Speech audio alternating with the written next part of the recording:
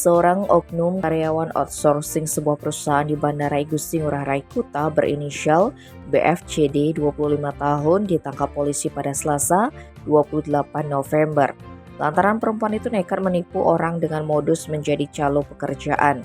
Penangkapan terhadap oknum karyawan outsourcing ini dilakukan Satuan Reskrim Polres Bandara Ngurah Rai.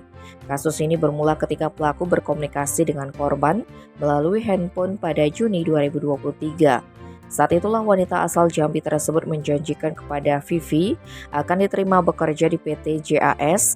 Saking percayanya korban kepada pelaku, maka Vivi langsung terbang ke Bali pada 26 Juni 2023 dan menemui BFCD di Terminal Keberangkatan Internasional Bandara Igusti Ngurah Rai. Dalam pertemuan itu, pelaku meminta korban menyerahkan uang 15 juta rupiah yang diminta dengan alasan agar bisa mengurus penerimaan kerja tersebut. Vivi juga diminta membuat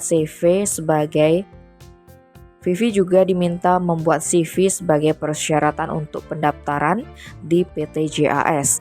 Wanita asal Tangerang, Banten ini yang sudah merasa yakin dan percaya akan diterima bekerja lantas mentransfer uang sesuai dengan jumlah yang diminta. Pengiriman uang dilakukan sebanyak 2 kali.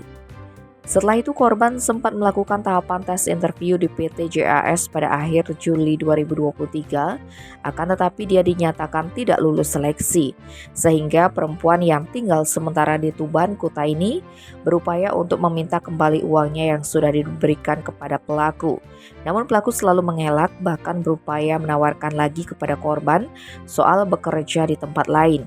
Hasilnya selalu gagal dan tidak lulus. Maka dari itu Vivi yang merasa ditipu akhirnya melapor ke Polres kawasan Bandara Igusti Ngurah Rai.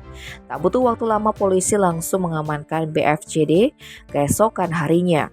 Perempuan itu telah ditetapkan sebagai tersangka dan dilakukan penahanan. Atas perbuatannya pelaku disangkakan sesuai dengan pasal 378 KUHP dengan pidana penjara paling lama 4 tahun.